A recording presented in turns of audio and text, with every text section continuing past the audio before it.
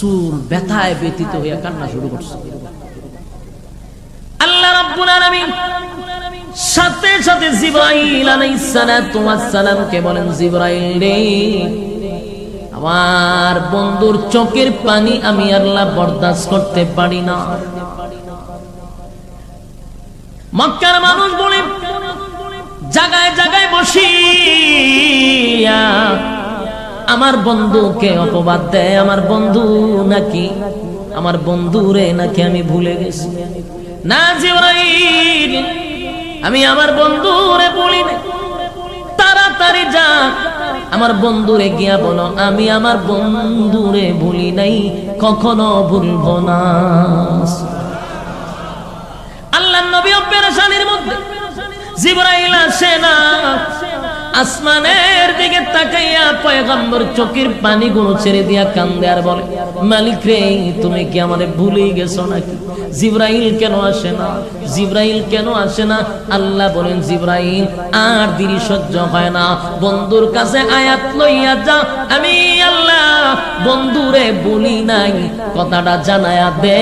আল্লাহর পয়গম্বর সাথে সাথে যখন কান্না শুরু করে দিলেন, এমনি তাকায়া দেখে জিবরাইল নবীর সামনে হাজির। সুবহানাল্লাহ। জিবরাইল আলাইহিস সালাতু ওয়াস সালাম পয়গম্বরের সামনে এসে হাজির। আর এই মুহূর্তে নবীর সামনে একটা সূরা নিয়ে আসছে, সূরাটার নাম হলো সূরা দুহা। আমার তেলাওয়াত কি তো সূরা, এই সূরা নাজিল করিয়া রব্বে কারীম দুইটা কসম করছে। জোরে কোন কয়টা কসম? কয়টা? দুইটা কসম করছে। আর জিবরাইল নবীকে তেলাওয়াত করে শোনায়া দেয়, আর আল্লাহ রাব্বুল আলামিন এই সূরার ভিতরে দুইটা কসম করছে। ওয়াদুহা, আল্লাহ বলেন কসম, দিনের আলুর কসম, দিনের আলুর কসম। ওয়াল্লাইলি ইযা সাজা, রাতের অন্ধকারের কসম। প্রথম কসম হলো দিনের আলুর কসম, আর ওয়াল্লাইলি ইযা সাজা দুই নাম্বার কসম হলো আমি রাতের অন্ধকারের কসম করলাম, দিনের আলুর কসম, রাতের অন্ধকারের কসম। নবী গো, আমি আপনাকে ভুলি নাই। কথা বলে আল্লাহ বলতেছে, তাও কসম করে। কি করে? এ যুবক ভাই, কথাগুলি দিলের কান লাগায় শুনে। রব্বে কারীম নবীকে সান্ত্বনা দিচ্ছেন দুইটা কসম করে। ওয়াদুহা ওয়াল-লাইলি ইযা সাজা মা ওয়াদ্দা'আকা রাব্বুকা ওয়া মা ক্বালা ওয়ালাল আখিরাতু খায়রুন লাকা মিনাল উলা।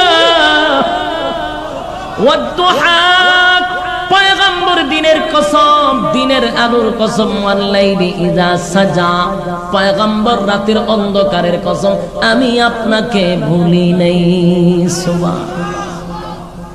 আমি আপনাকে কেন বলবো গো নবী? আমি আপনাকে বলি নাই, আমি আপনাকে বলি নাই, বলবো না। আল্লাহর পয়গম্বরকে সান্ত্বনা দিয়া বলেন, মা ওয়াদ্দা'কা রাব্বুকা ওয়া মা ক্বালা, তোমার রব কখনো তোমাকে বলে নাই, তোমার প্রতি অসন্তুষ্ট হয় নাই। সুবহানাল্লাহ। ওয়ালাল আখিরাতু খায়রুন লাকা মিনাল উলা, নিশ্চয়ই তোমার যুগ বড় উত্তম যুগ, তোমার আগে পড়ে এর থেকে উত্তম যুগ আর কোথাও হতে পারে না। আগা নবীজি, আমি আপনাকে কসম করে বললাম, আপনার মতো বন্ধুকে কি কোনোদিন ভুলা যায়? আমি আপনাকে বলতে পারি না। এই জন্য তাফসীর কারকগণ বিভিন্ন ব্যাখ্যা করছেন, ওয়াদুহার ব্যাখ্যা আরো করছেন। কোন সময় ওয়াদুহার ব্যাখ্যা করতে গিয়া বলেন, ওয়াদুহা দিনের আলোর যেমন কসম করছে আল্লাহ, ওয়াদুহার ব্যাখ্যা করেন, এই ব্যাখ্যায় আসেন নবীর চেহারার কসম করছে আল্লাহ, নবীর চেহারার কসম করছে। ওয়াদুহার ব্যাখ্যা করছেন নবীর আপনার সুন্দর চেহারার কসম। ওয়াল্লাইলি ইযা সাজার ব্যাখ্যা করছেন যে আপনার কালো চুলের কসম। কিতাব বুঝুন সুবহানাল্লাহ আছে। আপনার আর ইমানের জজবা বড় কম, আওয়াজ বড় কম। বলুন নবীর চেহারার কসম করছে কে? কিভাবে কসম করছে? আগে নবীজি আপনার সুন্দর চেহারার কসম যিনি বানাইছেন আমার আল্লাহ, যিনি বানাইছেন তিনি বলেন আপনার সুন্দর চেহারার কসম, এবং বলেন আপনার সুন্দর আপনার কালো চুলের কসম, আপনার কালো চুলের কসম। তার মানে আমার নবীর চেহারাটা সুন্দর, এটা নিজেই আমার আল্লাহ বলেছেন, আর নবীর সুন্দর চেহারার কসম আমার আল্লাহ করেছেন। কক্সবাজারের ভাই দিলের কান লাগায় শুনে, চেহারা নবীর কত সুন্দর ছিল গো। আমার আল্লাহ বলেন আমার সৃষ্টি জগতের মধ্যে আমার নবীর চেয়ে সুন্দর আমি কাউরে বানাই না। সুবহানাল্লাহ। নবীর চেহারা মুবারকের অনেকগুলা হাদিস আছে, এক একটা অঙ্গ প্রত্যঙ্গের ব্যাখ্যা দিয়েছেন। চোখ মুবারকের ব্যাখ্যা আছে, কান মুবারকের ব্যাখ্যা আছে, নবীর চেহারা মুবারকের ব্যাখ্যা আছে, গাল মুবারকের ব্যাখ্যা আছে, তুতি মুবারকের ব্যাখ্যা আছে। কেমন কোন ভাবে আল্লাহ বানাইছে। আল্লাহর পয়গম্বর যখন রাস্তা দিয়া হাঁটতো, হাঁটার ব্যাখ্যা আছে। অনেক সাহাবায়ে কেরামরা বলতো নবী যখন রাস্তা দিয়া হেঁটে যাইতো বুঝা যাইতো নবী সিঁড়ি থেকে নিচের দিকে নামতেছে। মানে সমতল রাস্তা দিয়ে হাঁটলো, নবীর হাঁটা এমন সুন্দর ছিল বোঝা যায় যেন কোনো সিঁড়ির থেকে নামতেছে। আল্লাহ ওনার চুলের কসম করছে, নবীজির চেহারার কসম করছে। আপনি আমি জানি পয়গম্বর ইউসুফ আলাইহিস সালাতু ওয়াস সালাম কে আমার আল্লাহ সুন্দর করে বানাইছে। পৃথিবীর অর্ধেক সুন্দর ইউসুফ আলাইহিস সালাতু ওয়াস সালামকে আল্লাহ দিছে। ইউসুফ নবীর সুন্দর বানাইছেন। ইউসুফ নবীর চেহারা মোবারক দেইখা মিশরের নারীরা হাত কাইটা ফেলাইছিল, এটা আপনারা জানেন। কিন্তু হাত যতক্ষণ কাটছিল ইউসুফ নবীর দিকে তাকাইয়া, ইউসুফ নবী চলে গেছে, তারপরে টের পাইছে হাত কেটে লইছে। এর আগে বলতে পারে না, কারণ চেহারার আকর্ষণ। সুবহানাল্লাহ। ইউসুফ নবীর আমার মালিক এত সুন্দর করে বানাইছে, কিন্তু আম্মা জান আয়েশা সিদ্দিকা রাদিয়াল্লাহু তাআলা আনহা বলেন মিশরের নারীরা যদি আমার স্বামী মুহাম্মাদুর রাসূলুল্লাহ সাল্লাল্লাহু আলাইহি ওয়াসাল্লামকে মিশরের নারীরা একটা নজর দেখতো, তাহলে তাদের কলিজাটা কেটে ফেলতো। জোরে কোন সুবহান। ইউসুফ নবীর দিকে হাত কাটছে, আমার নবীরে যদি দেখতো তাহলে মহিলারা হাত কাটতো না, কলিজা কাইটা ফলায় দিত। সুবহানাল্লাহ। যেমনের বাস্তব আমার নবীর জন্য অনেক সাহাবীরা কলিজা কাটছে, মানে জীবন দিছে। ইউসুফ নবীর চেহারা দেখে কেউ জীবন দেয় নাই গো, আমার নবীর চেহারা দেখে জীবন দিয়া দিছে। সুবহানাল্লাহ। শুধু সুন্দর চেহারা দেখে কেউ কালেমা পড়ে না। ইউসুফ নবীর আল্লাহ সুন্দর করে বানাইছে, শুধু সুন্দর দেখে কেউ কালেমা পড়ে নাই। আর আমার নবীর আলাদা মর্যাদা হলো নবীর শুধু চেহারাটা দেখেই অনেক বেঈমান কালেমা পড়া ফেলেছে। চেহারা দেখেই বলছে উনি সাধারণ কোনো মানব না, এত সুন্দর চেহারা জিন্দিগিতে কোনোদিন দেখি নাই, উনি আল্লাহর পয়গম্বর, এর মধ্যে সন্দেহ নেই। যুবক ভাই, পয়গম্বরের চেহারা এত সুন্দর, এত সুন্দর, এত সুন্দর চেহারা। আল্লাহ নবীর চেহারার কসম করছে, কালো চুলের কসম করছে। আমার নবীর চুল মুবারকটা কেমন সুন্দর ছিল, আল্লাহ নিজেই কয় আপনার সুন্দর কালো চুলের কসম। কেমন চুল ছিল? আল্লাহ নবীর চুল ছিল বড় কালো, এমন কালোর কালো যে সুন্দর চেহারার মধ্যে যদি কালো চুল হয়, নবীর চুল ছিল এতটুকু লম্বা। আসল 3 তরিকায় চুল কাটতেন, এর মধ্যে বেশিরভাগ ছিল এতটুকু লম্বা চুল, গার বড়া। কেমন সুন্দর লাগতো। সুবহানাল্লাহ। আল্লাহ নিজে চুলের কসম করছে, এমন সুন্দর চুল। নবীর কসম কইরা কয় বন্ধু গো, আপনার চুলের কসম, চেহারার কসম, আমি আল্লাহ আপনাকে ভুলি নাই। আমি আপনাকে বলি না,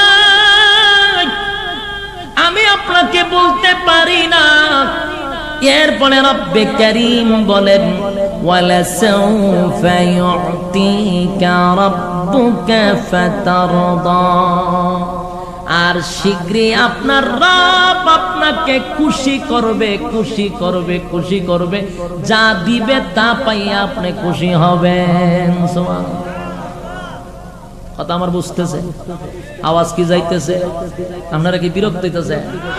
আপনারা এই মানে অবস্থা দিকে আমার ওয়াজ করার আগ্রহ নাই। আপনারা উডা উডি লড়াচুরি কেন করতেছেন? গিচ্ছা কইতাছি না আপনার কাছে? এটা কি কাল্পনিক গল্প কইতাছি আপনার কাছে? আপনারা এই লড়াচুরি করতেছেন কেন? আর এরকম তিলিসমত আমি আর দেখি নাই। এইখানে সব দাঁড়ায় দাঁড়ায় ওয়াজ শুনতেছে কেন? প্যান্ডেলে কি জায়গা নাই? এটা কি সৌন্দর্য মাহফিলে? প্যান্ডেলে জায়গাতে রাস্তার দাঁড়ায় রয়েছে, প্যান্ডেলটা দিচ্ছেন অর্ধেক শুরু হইয়া। ইয়ে মানুষ সামনে থাকলে ওয়াজ কেমনে উঠতো?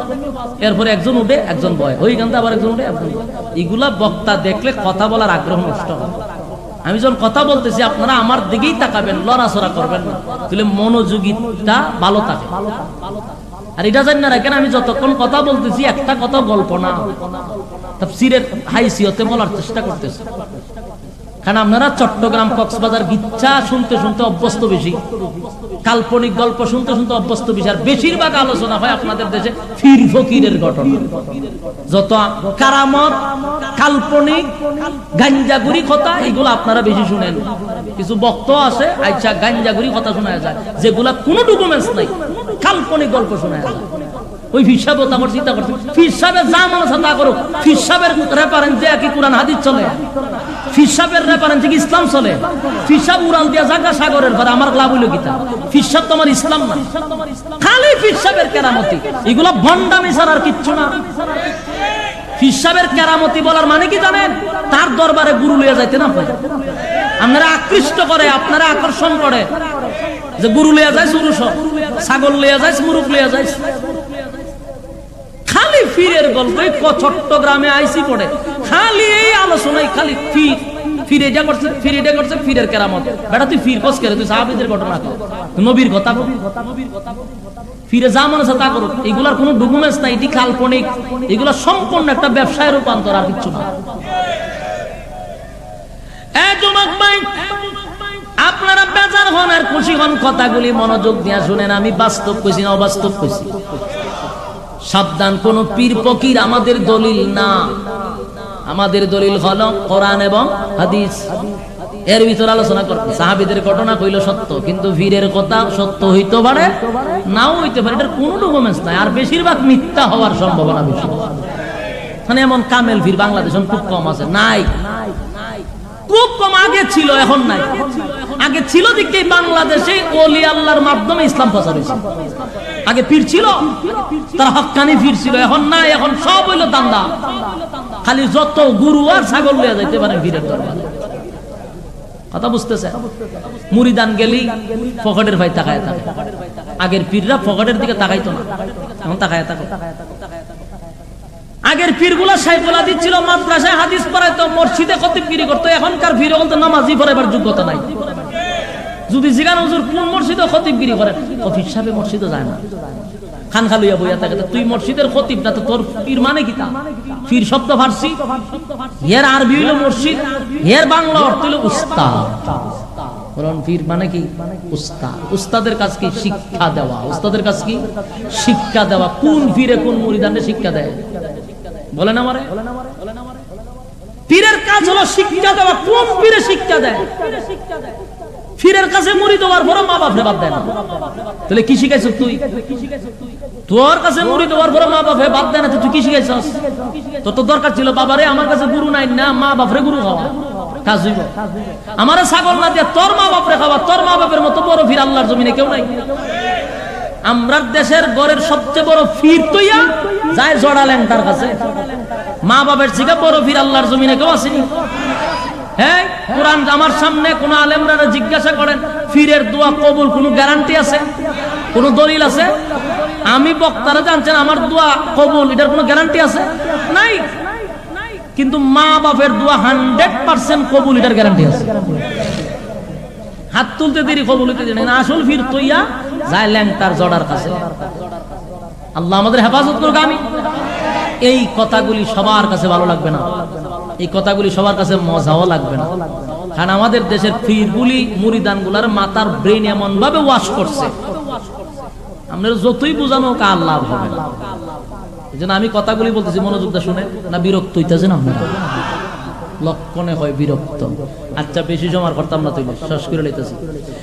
এই যুবক ভাই, আল্লাহ রাব্বুল আলামিন বলেন আমি শীঘ্রই আপনাকে খুশি করব। কে বলে?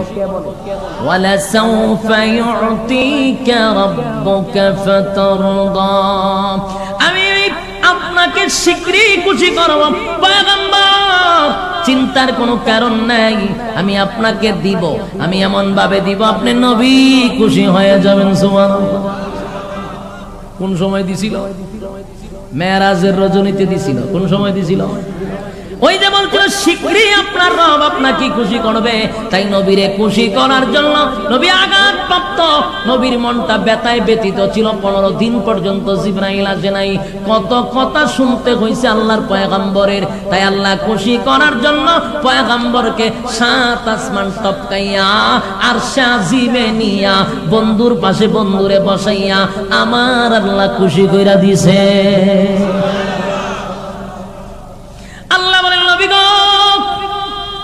আপনাকে আমি আলাদা মর্যাদা দিছি, সমস্ত নবী কুলের সম্রাট বানাইছি। আমার নবীরে বাইতুল মুকাদ্দাসে নিয়ে গেল, মসজিদে আকসা থেকে, মসজিদে হারাম থেকে মসজিদে আকসা, বাইতুল মুকাররম, বাইতুল্লাহ থেকে ডাইরেক্ট বাইতুল মুকাদ্দাস মানে জেরুজালেমে নিয়ে গেছে। সেখানে নিয়া মসজিদে নবীরে ইমাম বানাইছে। নবীজি নামাজ পড়াইছেন 2 রাকাত। নামাজের পরে জিবরাইল বলেন জানেননি আপনার পিছনে কারা নামাজ পড়ছে? কোন না? কে পড়ছে জানেননি? কোন না? কে পড়াইছে? আপনি পড়াইছেন, কিন্তু নামাজ আপনার পিছনে কে পড়ছে জানেন? আমি জানি না। আপনার পিছনে নামাজ পড়ছে 2,24,000 নবী রাসূলগণ। আপনি ইমাম, আর সমস্ত নবী রাসূলগণকে আমার আল্লাহ আপনার পিছনে মুসল্লি বানাই আপনার ইমাম বানাইছে। আর সেদিন থেকে নবীর পিছনে একটা উপাধি লাগায়া দিল, ইমামুল মুরসালিন, সমস্ত নবী রাসূলগণের ইমাম। সুবহানাল্লাহ। আল্লাহ বলে হাবিব আমি আপনাকে বলেছি খুশি করব, খুশি করব, খুশি করব। এবার নবীরে 7 আসমানে উঠাইছেন আমার আল্লাহ। 7 আসমানে উঠাইয়া সিদরাতুল মুনতাহায় নিলেন। সেখানে যাওয়ার পরে জান্নাত জাহান্নাম ভ্রমণ করাইলেন। আর শাজিমে নিয়ে গেলেন, আল্লাহর পাশে বসাইয়া আল্লাহর সঙ্গে নবীর কথাবার্তা হইছে। সুবহানাল্লাহ। আমার নবী সেখানে যাইয়া বলেন মালিক 7 আসমান টপকাইয়া আমার আরশে আজিমে আনছেন, আমি তো খালি হাতে আসি নাই, আপনার জন্য আমি হাদিয়া নিয়ে আসছি। সুবহানাল্লাহ। আল্লাহর নবী বলেন আমি আপনার জন্য হাদিয়া নিয়ে আসছি গো। কি হাদিয়া নিয়ে আসছেন? নবী বলেন আত্তাহিয়াতু লিল্লাহি ওয়াস সালাওয়াতু ওয়াত তাইয়্যিবাত। আল্লাহর নবী বলেন আমি নবীর জবান দ্বারা, আমি নবীর শরীরের দ্বারা, আমি নবীর অর্থের দ্বারা যত ইবাদত করছি সব ইবাদত আপনাকে আমি রাসূল হাদিয়া দিছি। আমার সব ইবাদত বন্দেগী আপনার রবের জন্য হাদিয়া নিয়ে আসছি। সুবহানাল্লাহ। আসসালাম, আল্লাহ বলেন আসসালাম। নবী যখন হাদিয়া পাইছেন আল্লাহ নবীর আবার দিবেন আসসালামু আলাইকা আইয়ুহান নাবিয়্যু ওয়া রাহমাতুল্লাহি ওয়া বারাকাতুহু। সুবহানাল্লাহ। নবীর পক্ষ থেকে হাদিয়া পাইয়া আল্লাহ বলেন আমিও তো খালি দিতাম না, আপনারে সালাম দিলাম, রহমত দিলাম, বরকত দিলাম। সুবহানাল্লাহ। আমার নবীর কত মায়া রে। সেদিন আমার নবী সালাম আর বরকত আর রহমত পাইয়া একা নিলেন না, আল্লাহর নবী বলেন ওয়া আলা ইবাদিল্লাহিস সালিহিন। আল্লাহর নবী বলেন মালিক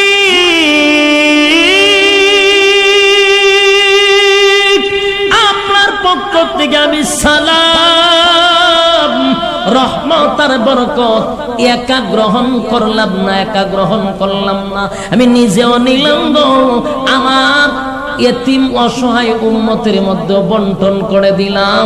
জোরে কোন সুবহান।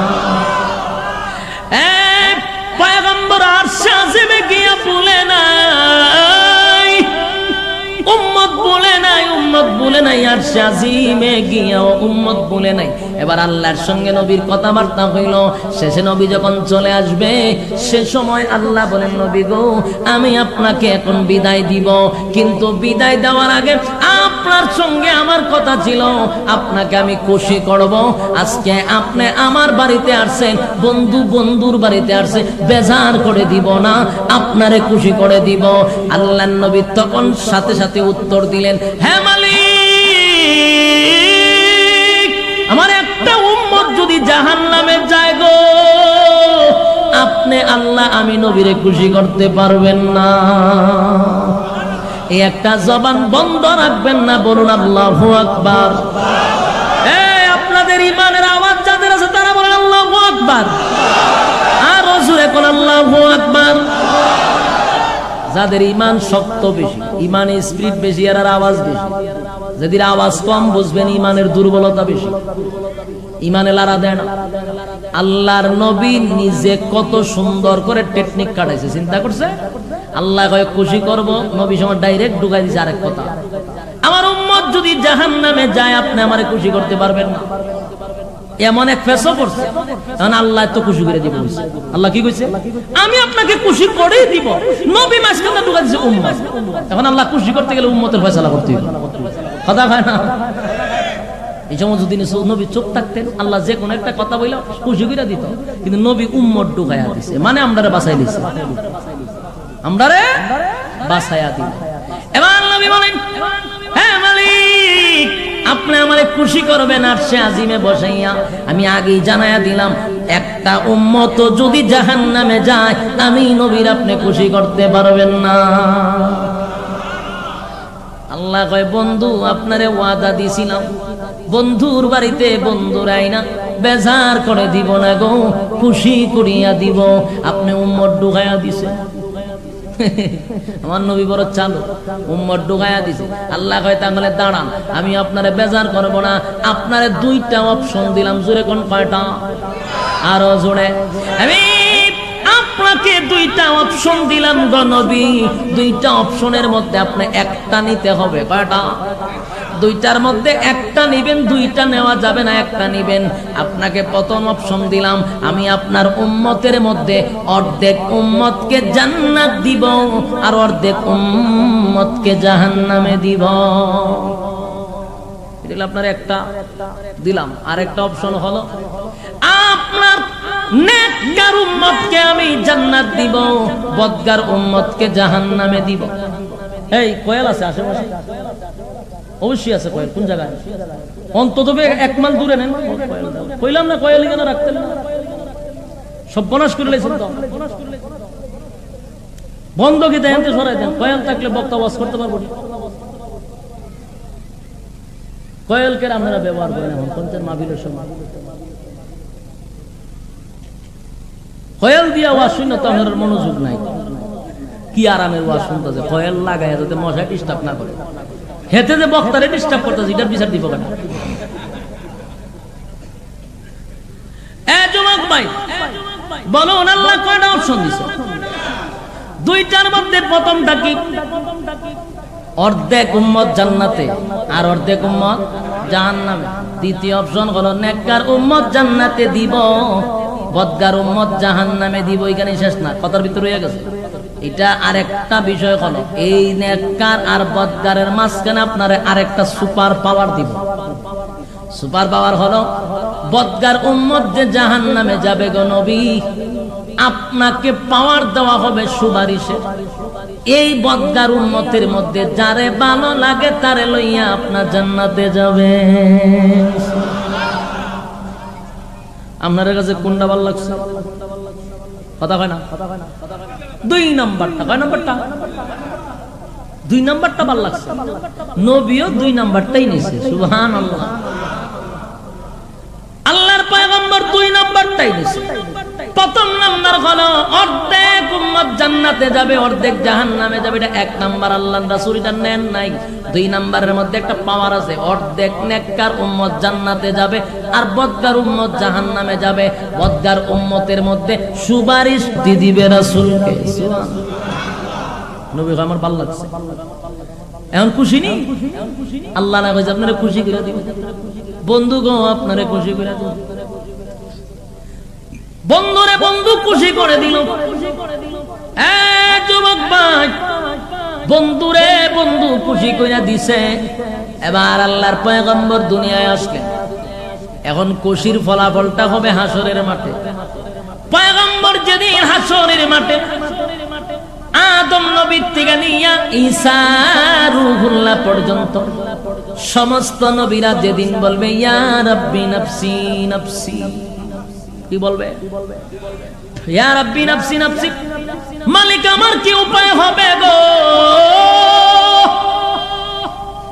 আদম নবীর থেকে নিয়া ঈসা রূহুল্লাহ সবার মুখে থাকবে ইয়া রাব্বি নাফসি নাফসি, আমার কি উপায় হবে?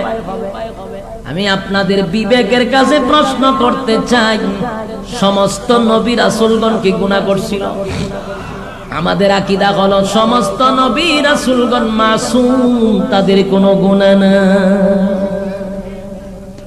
নিষ্পাপ উম্মত, নিষ্পাপ নবীরা বলবে ইয়া রাব্বি নাফসি, তার মানে নিষ্পাপ নবীরাও আল্লাহর ভয়ে তরতর করে কাঁপতে থাকবে। কথা বুঝতেছেন? শুধু আমাদের নবী বাদে, কারণ আমার নবীর আলাদা মর্যাদা, যখন আলাদা সমস্ত নবীরা বলবে ইয়া রাব্বি নাফসি। নবীদের কোনো গুনাহ নাই, তারপরে বলবে ইয়া রাব্বি নাফসি, আল্লাহ আমার কি উপায় হবে? আমি আপনাদের কাছে জানতে চাই, নবীরা যদি ইয়া নফসি কয়, ফিররা কি কইব? আজকে বুলি ফুটায় বিশ্বাবরা সুপারিশ করব, মাঝে মধ্যে মনে হয় জুতা দা বাইরিয়া কপালের সারা ভাড়া লিবা। এই বড় আদম নবীর থেকে নিয়ে ঈসা রূহুল্লাহ সব নবীরা বলবে ইয়া রাব্বি নাফসি, আমার কি উপায় হবে? আর ফিরে যাব সুপারিশ করতে না, ফিররে তো আলাদা সাইজ করব, আলাদা। কেন? গুরু খাইছত করে, মুরুক খাইছত করে, মুরিদানের ডিম খাইছস, আলাদা কুবা শামসুর মতো কুবাই। বাস্তব না বাস্তব? কিন্তু বুলি ফুটায় ফিররা সুপারিশ করবে। তাহলে কোরআনের আয়াত শুনেন, কোরআনের আয়াতে কি বলে আল্লাহ শুনেন। আল্লাহ নিজে বলেন ইয়াউমা ইয়াফিরুল মারউ মিন আখিহি ওয়া উম্মিহি ওয়া আবি ওয়া সাহিবাতিহি ওয়া বানি। কিয়ামতের মাঠে মা তার সন্তানের পরিচয় দিবে না, বাবা তার সন্তানের পরিচয় দিবে না, স্বামী তার স্ত্রীর পরিচয় দিবে না, স্ত্রী তার স্বামীর পরিচয় দিবে না, ভাই ভাইয়ের পরিচয় দিবে না। মা যদি সন্তানের পরিচয় না দেয়, মার থেকে কি মাসির আদর বেশি? মার থেকে ফিরের আদর বেশি? ফিরের আদর তো বেশি, কারণ জীবনে বাপরে আব্বা ডাকে না, ফিরে গিয়ে আব্বা ডাকে। আরে বাপরে বাপ, ফিরে যাই ফুরবেন আব্বা বাবা বাবা, ফিরে আব্বা ডাকস কা? হ্যাঁ আব্বা ডাক কই বেশি, ফিরে আব্বা ডাকা যায় যাচ্ছে, আব্বা ডাকে ফিরে। মা বাপরে তোমার আব্বা ডাকে না। স্পষ্ট কোরআনের আয়াত ইয়াউমা ইয়াফিরুল মারউ মিন আখিহি ওয়া উম্মিহি ওয়া আবিহি ওয়া সাহিবাতিহি ওয়া বানি, কেউ কারো হবে না কিয়ামতের মাঠে। ফিরে খালি ডরাইব যে আমি যে গুরু আছি, আমি এর কি উপায় হবে? এই মিয়া, সাধারণ ব্রেইনে ধরা দরকার। আদম নবীর গুনাহ নাই, নিষ্পাপ, সে আল্লাহর পয়গম্বর, উনিও বলবে ইয়া রাব্বি নাফসি। তার মানে কেন আপনি ইয়া রাব্বি নাফসি বলেন? বলে আমার আল্লাহ কইছিল ফল খাইতাম না, আমি খাইছি। যদি আল্লাহ জিগায় ফলটা খাইছত কেড়ে, এই ভয়ে আমি তরতর করে কাঁপতেছি। গুনাহ নাই কিন্তু, এরপর আদম নবী ভয় পায়। আর ফিরের কত গুনাহ, এটার কোনো হিসাব আছে নি? এই ফিরের গুনাহ আছে নি? শুধু নবী রাসূলগণদের কোনো গুনাহ নাই, বাকি সবার গুনাহ আছে। তাহলে নবী রাসূলগণের যদি গুনাহ না থাকে, ফিরের যদি গুনাহ থাকে, ফিরে এই সময় কি করব? আমাদের সাধারণ জ্ঞানে ধরে না। আমরা এত অন্ধকারে আছি। আল্লাহ আল্লাহ, আমাদেরকে আল্লাহ হেফাজত করুন। আর কেমনে বুঝতো আমারে বলেন, কিভাবে বুঝতো আমারে বলেন? আপনারা সচেতন মানুষ, আমার কথা কি বিরক্ত হইতেছেন? আপনাদের আজকের মেয়র সাহেব এখানে বসা, আমি আশ্চর্য হইতেছি, একটা ব্যস্ত মানুষ, উনি ওনার সমস্ত কাজকর্ম বাদ দিয়ে স্টেজে বসা। তাহলে আমার তো মনে ওনার চেয়ে ব্যস্ত তার কেউ নাই। তা আপনারা বইতে অসুবিধা আসেনি? উনি যদি ওনার সমস্ত ব্যস্ততা নিয়ে এখানে বসে থাকতে পারে, আপনারা এর চেয়ে তো ব্যস্ত না। আমি ওনার দিকে তাকাই বয়ান শট করতেছি, লম্বা করবো না, বিরক্ত যাতে না হয়। আপনারাও লড়াচড়া করেন, আমি কয়েকটা পয়েন্ট বুঝাইতে চাই, মাথা দিয়া ধরেন আপনারা। ওয়াজ তো হয়, বলুন মানুষ কেমনে পরিবর্তন হইতো। বাংলাদেশে যেই পরিমাণ ওয়াজ চলতেছে বিভিন্ন জায়গায়, কয়টা কোরআনের আয়াত শুনছেন ওয়াজে? ওয়াজের মধ্যে কোরআনের আয়াত 2 মিনিট ওয়াজ করে জায়গা গানও টান মারে, 2 মিনিট ওয়াজ করে নাচতে গানও টান মারে। আমার প্রশ্ন হলো, তোরে আনছি ওয়াজ শোনার জন্য, কোরআন হাদিসের ব্যাখ্যা শোনার জন্য, একটা বিষয়ের উপরে আলোচনা করবি, তুই আজকে গান গানকে কি কয়? প্রেমের বিশ্বে ধরছে। ওয়াজের মধ্যে প্রেমের বিশ্বে ধরছে গান গায়, তোরে প্রেমের বিশ্ব ধরছে। শ্রোতারা শুনে কি করতো? আটকা দেবেন টান মারে, নিশিরাইতে কার বাঁশি বাজে? তোর নিশিরাইতে বাঁশি বাজে, তুই কথা মাবিলে কস্তা। আর 2 মিনিট বাঁচবেন আটকা জায়গা মাশাআল্লাহর জিকির। আল্লাহর নামটা সুন্দর করে লয় না, আল্লাহর নামটা বিকৃত করে। আমি কি মিথ্যা বলতেছি না বাস্তব বলতেছি? যেই লোকটা আমার আল্লাহকে অপমান করে ডাক দেয়, এর উপরে তো ঠাড়া ভরবো নিশ্চিত।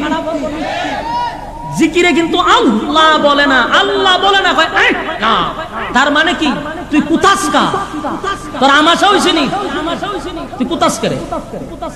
এই ভণ্ডগুলি এই ওয়াজ মাহফিলের মঞ্চগুলাকে একেবারে নাট্য মঞ্চ বানায় আনছে। কতগুলা বাউল ছিল আগে, গান গাইতো, লম্বা লম্বা সুর লইয়া বইয়া এই জিকিরের তালে মানুষকে ভুল মেসেজ শোনাচ্ছে। 1-1.5 ঘন্টা ওয়াজ করেন, নাই কোরআন, নাই হাদিস, নাই বিষয় ভিত্তিক আলোচনা, শুধু আছে গান আর মাশাআল্লাহ জিকির আর কাল্পনিক যত গাজাগুরি কথা আছে প্যান্ডেলে বসে পড়ে। আর শ্রোতারা সুবহানাল্লাহ কইয়া ফিরি যায়।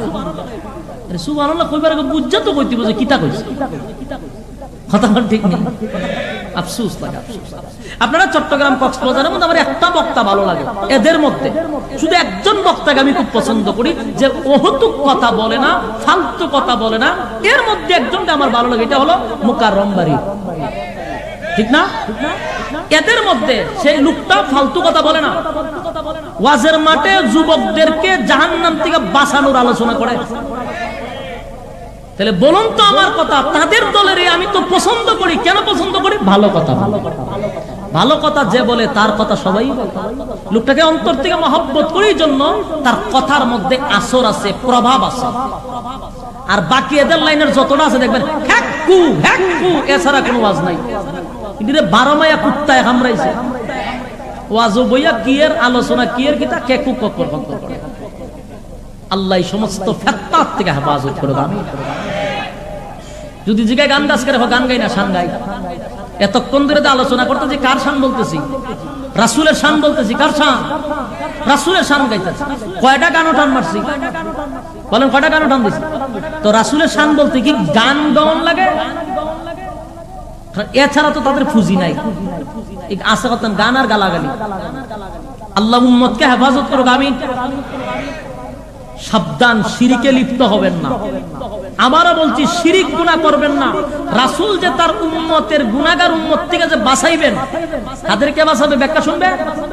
যারা গুনাহ করছে, গুনাহ করে জাহান্নামে গেছে, আল্লাহর রাসূলকে একটা স্পেশাল পাওয়ার দিবে যে আপনি গুনাহগার উম্মতের মধ্যে বাছাই করে যারে ভালো লাগে জান্নাতে নিয়ে যান।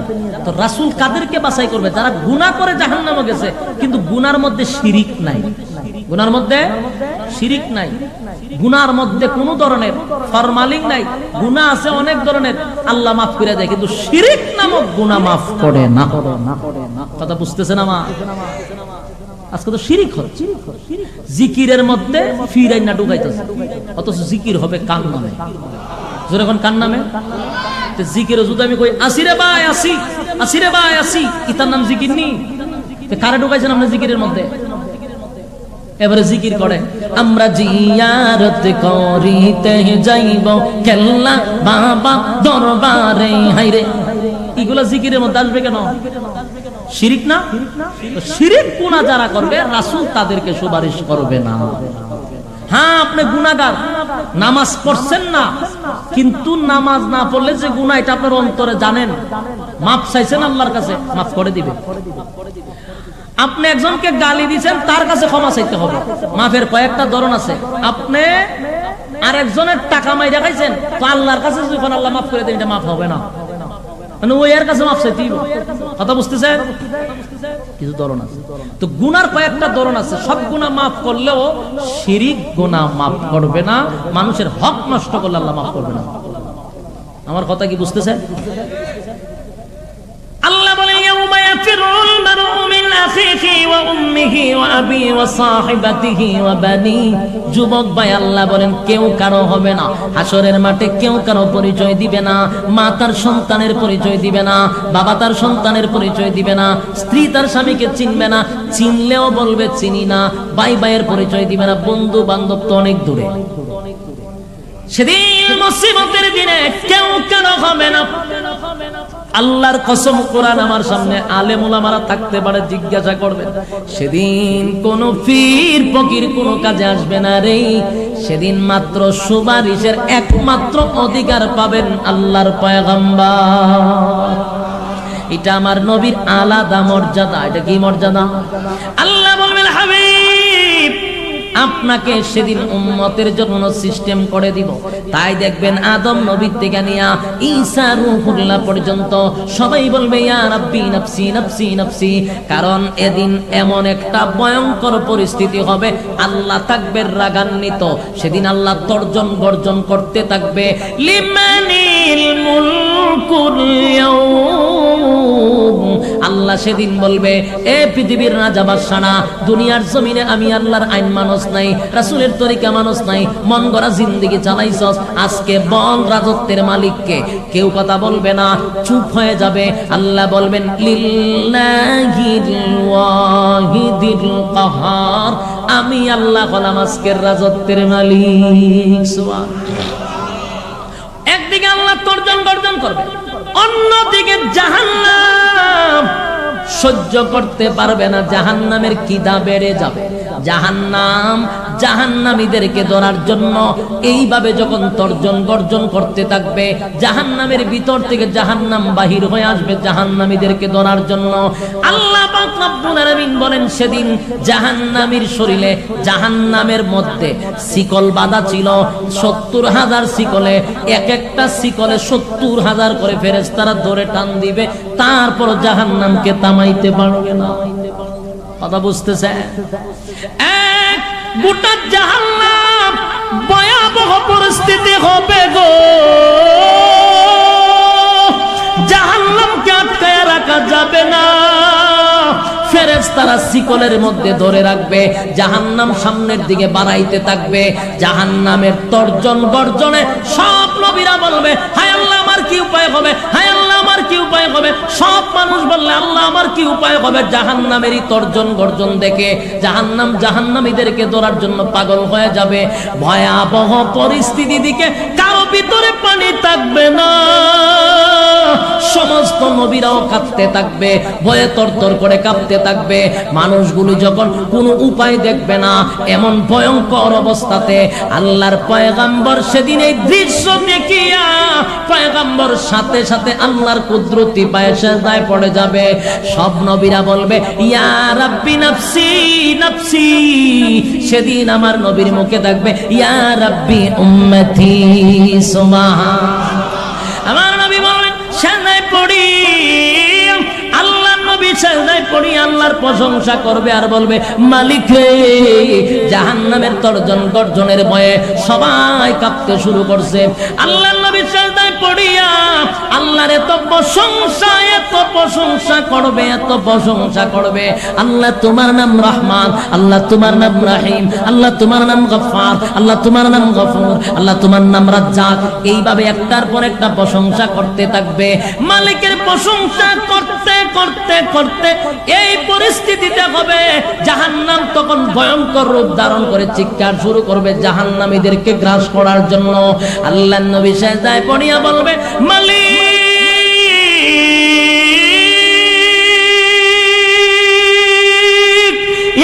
এমনটা কথা ছিল না গো, এমনটা তো আমার সাথে কথা ছিল না। আমার উম্মতেরা জাহান্নামে যাবে, আমি নবী বরদাস্ত করতে পারবো না,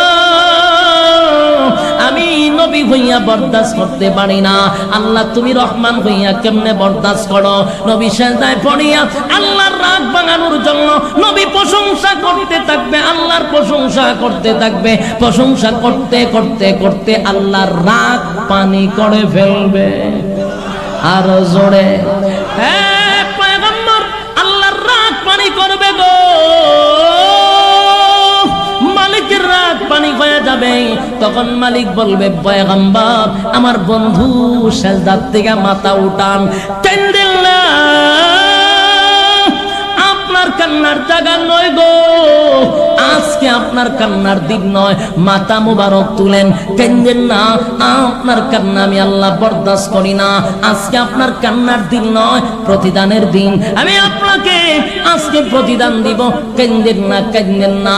এবার আল্লাহর নবী আল্লাহর রাগ পানি করার পরে বলে মালিক আমার উম্মতের কি অবস্থা হবে, আমার উম্মতের কি অবস্থা হবে?